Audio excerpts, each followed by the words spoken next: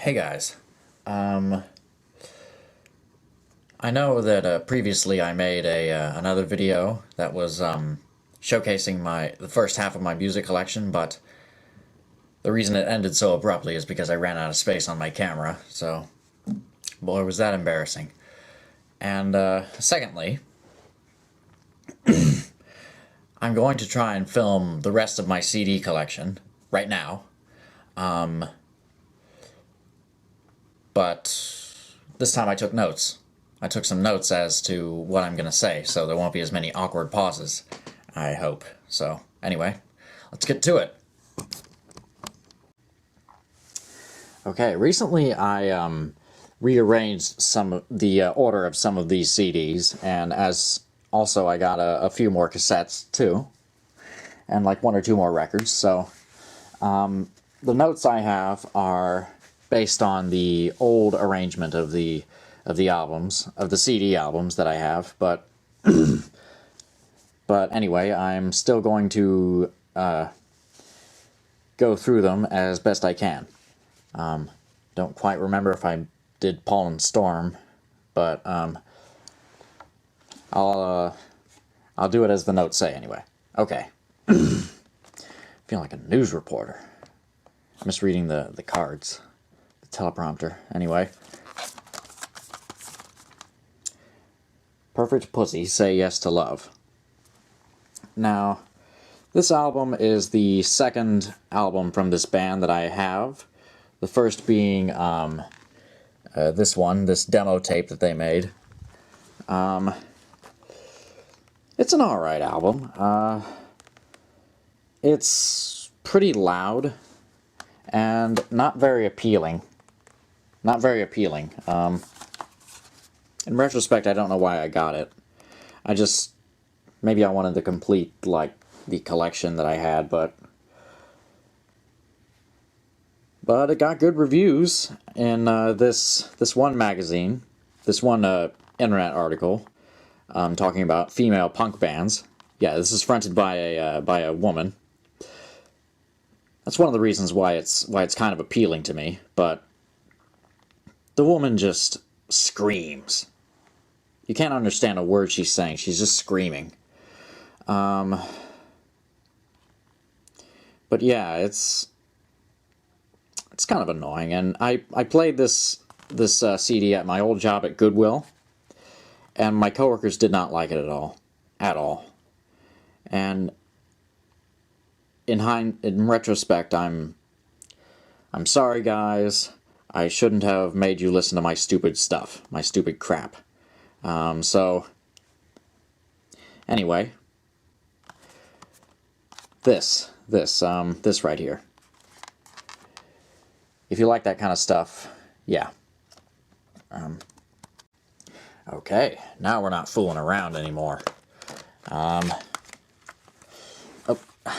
always get that wrong. Pink Floyd, Animals.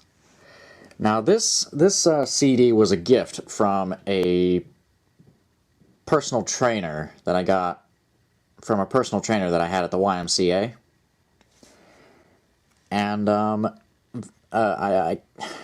can't for the life of me remember her name, but she was so nice. She told me like this one joke that has become a running gag in some of my movies. But anyway, this was a gift from her, and I'm eternally grateful to her for it. I can't remember if if she gave it to me to keep or gave it to me to borrow, but either way, I have it, and I'm not giving it back to anyone. But this album contains one of my personal favorite Floyd tracks, Dogs. It's also one of the longest. I think it might be the second longest. It's 17 minutes long. It's called Dogs. And every time I listen to it, I always imagine the same elaborate music video in my head. And it's just such an amazing song, and David Gilmour's guitar he's a guitar god. He's a guitar god. Let's just leave it at that. And At one point, this was Dogs, not the album, but the the song "Dogs" was the most played track on my iPod. Just like "Watermelon and Easter Hay" from Joe's Garage was at one point the most played song on my iPod. And yeah, it's so cool. It's not my favorite Floyd album, but it is up there.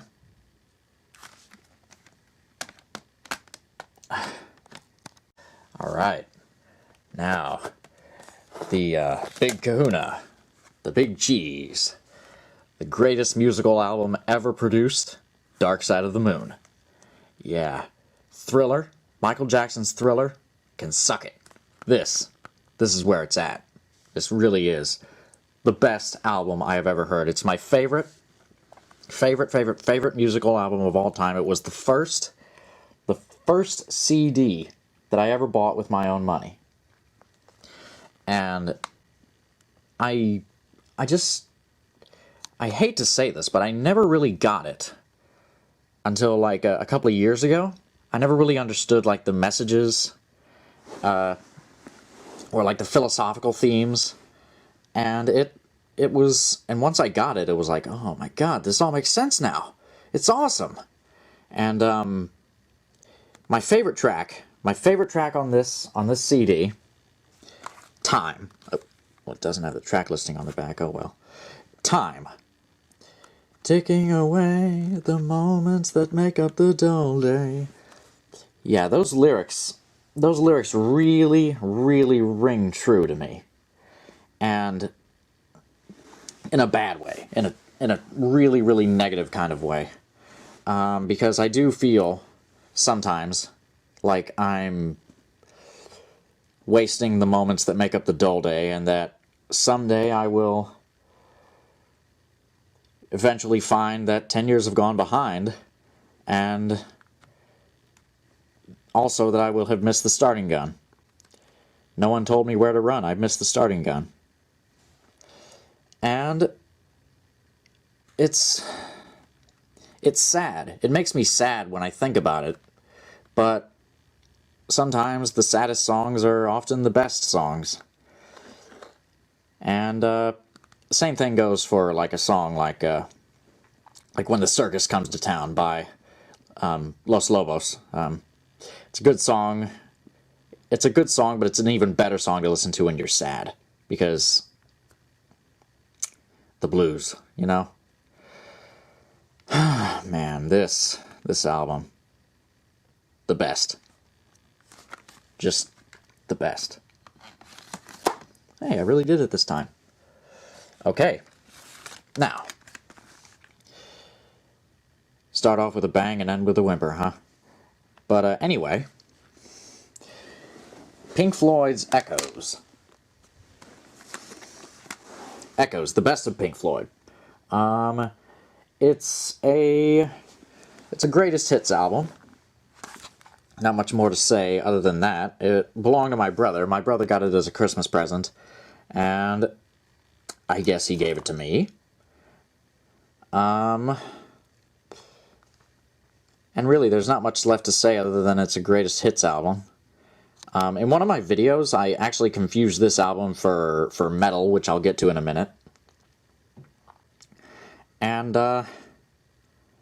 yeah, just your average run-of-the-mill greatest hits album.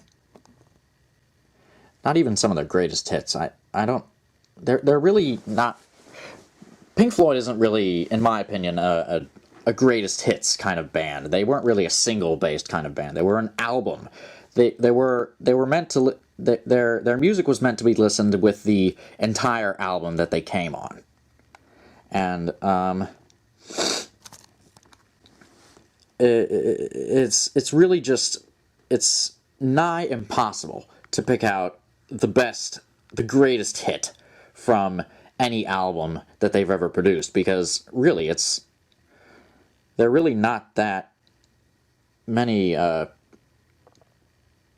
there are, but I don't know, that's just what I think.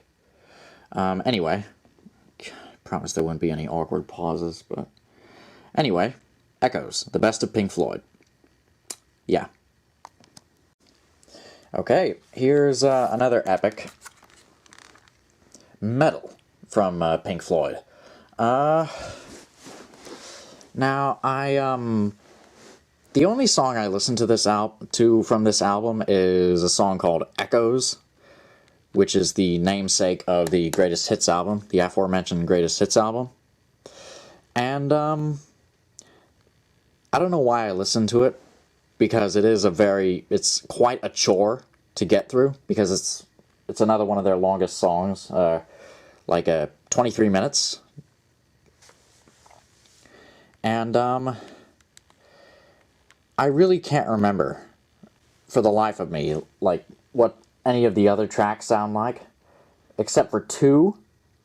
There's One of These Days and Fearless, but I've never listened to either of those as much as I have listened to Echoes, which is the closing track on this album.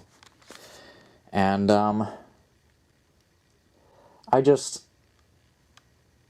that's pretty much the only reason I bought this album, just for Echoes. But, anyway. Yeah. Alright. Here is Obscured by Clouds by Pink Floyd. This is one of two soundtrack albums that they produced. And it's another one that I just can't remember for the life of me what the other tracks on the album sound like. I only got it for one track. Just one track, and that was Free 4. 1, 2, 3, 4. And that's kind of, if you hear it, if you've heard the song, you will know that it's a really, really, really not sounding like any of their other later tracks.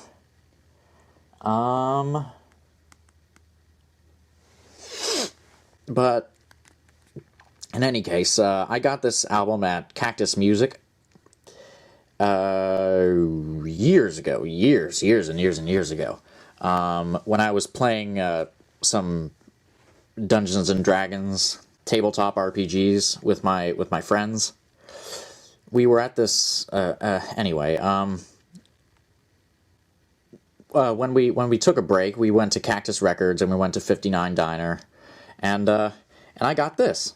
It's the latest Floyd album that I've ever purchased, and it's okay. I guess may listen to it at a later date, but I don't know. Anyway, Obscured by Clouds. It's okay. Alright, you're going to have to forgive me because I did not make any notes for this next one. So I'll just improvise as best I can. Pink Floyd, The Piper at the Gates of Dawn. This was the first album that Pink Floyd ever produced. And it's also the most different, I think. It doesn't have Roger Waters as the lead singer, for one thing, first and foremost. And, it's got a more, like, Beatles kind of psychedelic rock kind of vibe. Like the British Invasion kind of stuff, and, it's a pretty neat sound. I like this sound.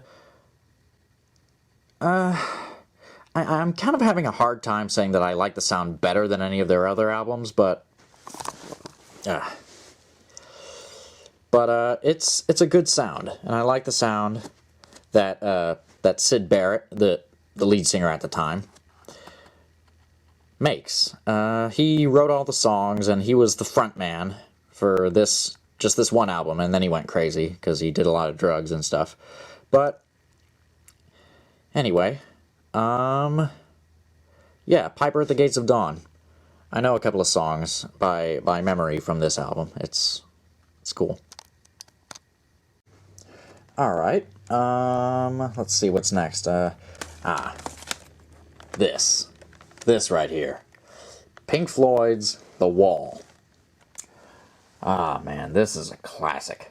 This is a classic. Classic among classics if ever there was one. And, of course, it was made into a movie. And that is one of my favorite movies of all time, actually. The Wall is a rock opera.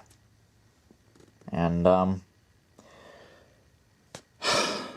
there's so many good tracks on this album, it's just impossible to pick a favorite. Like I said, Pink Floyd was more of an album-based band. Like, you would have to listen to the entire album in one sitting in order to get the full experience.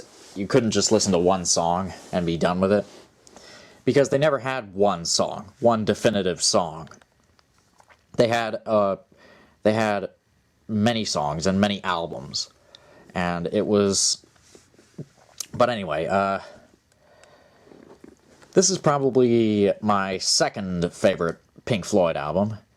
The first being Dark Side of the Moon, of course. I don't think that needs to be said any more than it already has, but, yeah. Pink Floyd, The Wall. Highly recommend it. Your ears will love you forever. Alright. Now, the last Pink Floyd album in my collection is Pink Floyd's Wish You Were Here. Now, this album is very, very, very special to me. Not as special as Dark Side of the Moon, but still very, very special. In that, first of all, my favorite track is Shine On You Crazy Diamond. And I know what the song is about, and I know the story behind this album, but really none of that matters to me, because this album was the inspiration for my username, Space Zoomer. And I'll tell you why. It's kind of a long story, but who cares? This is going to be a long video anyway, but anyway, when I was in middle school, I think I was in 8th or 7th grade, I had a dream that these 3 aliens in a ship, in a spaceship, were, like, flying through space, and, there was a red one, a green one, and a purple one, and, they were singing, Shine On You Crazy Diamond. And when I woke up, the first thing that I thought was Space Zoomers. They are the Space Zoomers. And yeah, the rest is history. But yeah, I know that has nothing to do with the rest of this album, but it's just that's why this album is so important to me. Everybody has their reasons for liking liking anything. This is the reason why I like this. So, yeah. Good stuff. Alright. Now, let's get into some punk rock. Yeah. Ramones, Mania. This is their best-selling album ever. It is a greatest hits album. And I used to have this album when I was a little kid. When I was a little kid, I had this friend who was really, really, really into punk rock and stuff. And he tried to get me and my brother into punk rock too. And briefly, we were into it. We listened to all that stuff, like The Clash and the Sex Pistols, and a little bit of Black Sabbath and Judas Priest and stuff like that. That's not punk, but anyway. But yeah, I bought this. This was another CD that I bought at Cactus Records, because it's not available on iTunes, and so the only greatest hits album that is available does not have my favorite Ramones song of all time. Bonzo Goes to Bitburg. Yeah, that is my favorite Ramones song of all time. All the other songs can suck it. This is really the only Ramones album you need. If you want to get into the Ramones, start with this, and then get something else, like Rocket to Russia or something like that. But anyway, yeah. Highly recommended if you can find it. Because this was the last copy that I got at Cactus Records. So, yeah. The only copy that they had. Anyway, yeah. Okay, let's see. Where are we now? Here it is. Sweeney Todd, the Demon Barber of Fleet Street. Yeah, I bought this. My dad and I went to see this play. Went to see the stage production at the Hobby Center, and I bought this. I bought this album. When I saw the play. When I saw the play Sweeney Todd. And after I saw the play Sweeney Todd, I saw the movie Sweeney Todd with Johnny Depp and Helena Bonham Carter, the Tim Burton movie, and I like the stage version much, much better, because they took out, for the film version, they took out so many songs, so many great, great songs that were in the stage production, and it left it kind of hollow, I guess, and I don't know if that's the right word to use, but anyway, yeah. This is actually kind of unusual, because it does have one bit in one song that wasn't in the stage production that I saw or in the movie. When Pirelli and Sweeney Todd are having the competition to see who can be the fastest shaver.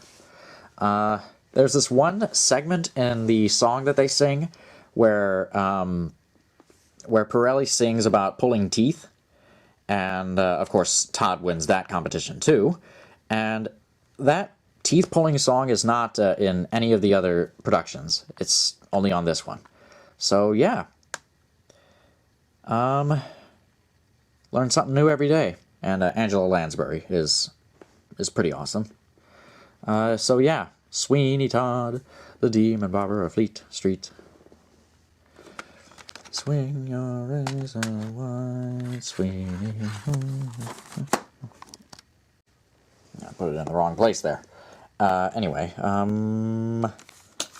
yeah. The Two Sides of Victor Borge. Yeah, The Two Sides of Victor Borge. I think either my parents or my piano teacher got me into this guy, and he has been a very big influence on me, both musically and in terms of humor, because he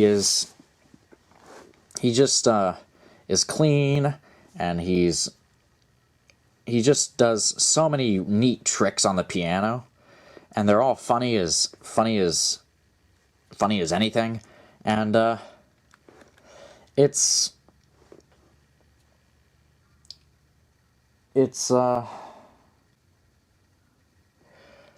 he does have some good comedy bits, like my favorites that he has are phonetic punctuation and inflationary language. And phonetic punctuation is like, if you know what phoneticism and punctuation are, it's like, what he does is he takes certain punctuation marks and he gives them sounds. So like he says the way he performs it is he's reading a book, and he reads a sentence at a time, and with every punctuation mark, doesn't matter if it's a period, a comma, a question mark, an exclamation mark, he makes a sound. He makes a really funny, crazy sound. So like periods are, and it's hilarious. And Inflationary Language, he does pretty much the same thing. He just stands there reading a book, but he also makes a lot of puns. And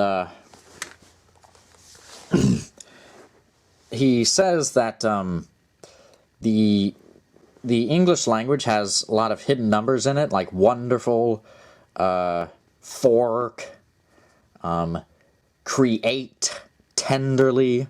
And so what he does is he makes fun of like inflation problems in Denmark, because he's from Denmark, and he adds 1 to the hidden numbers in the words. So wonderful would be tutiful, create would be cree9, fork would be fifk, tenderloin would be elevenderloin, and so on. And he reads a paragraph in a book doing that. And it's amazing. It's hilarious. He's also a very talented pianist, so that's good too. Oh gee, I forgot one. It was hidden away in there. Wakfu. I'll try to be really quick with this one. This one is the theme song to the animated TV show Wakfu. It's all in French, and I got it when I pledged to the Wakfu Blu-ray release Kickstarter, and it's pretty cool. Yeah. All right, now we're wrapping it up finally. I bet you're happy about that. But anyway,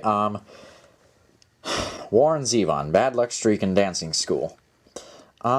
This was a Christmas gift from my uncle, and I'm sure he had good intentions, but honestly, this album is kind of disappointing. There aren't very many standout tracks that I can remember.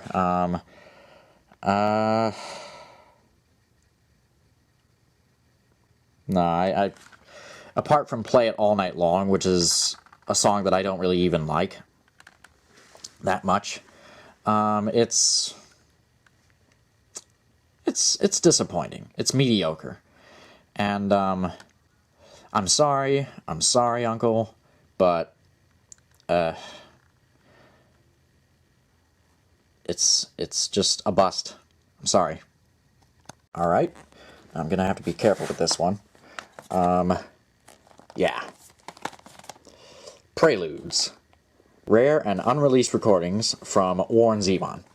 I got this at Best Buy, and it was a super special Best Buy exclusive edition. It has some tracks that are not available in any other form.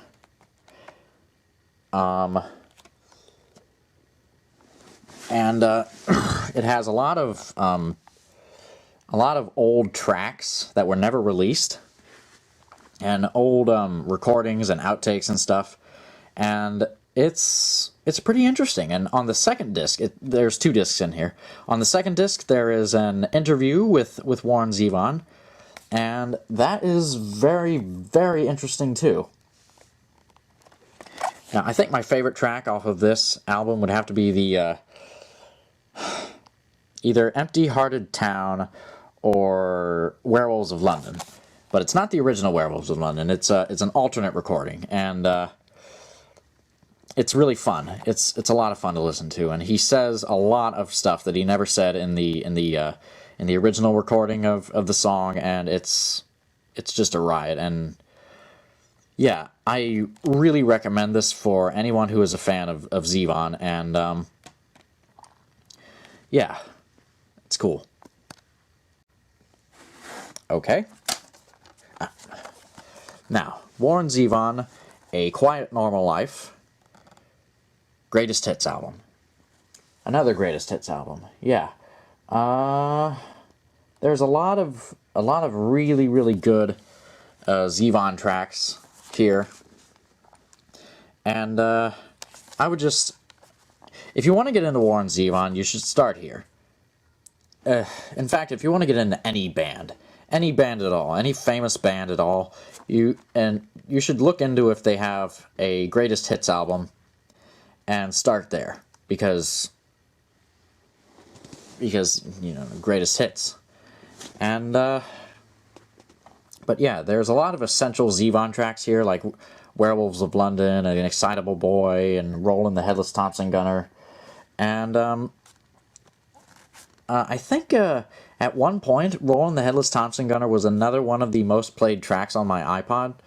It was either that or Excitable Boy, I can't remember, but this is awesome, and I think Warren Zevon was a really talented musician, and he was taken away from us way too soon. So, yeah. Sorry. Yeah, Warren Zevon. Enjoy every sandwich. Alright, one more. The Witch and the 100 Knight.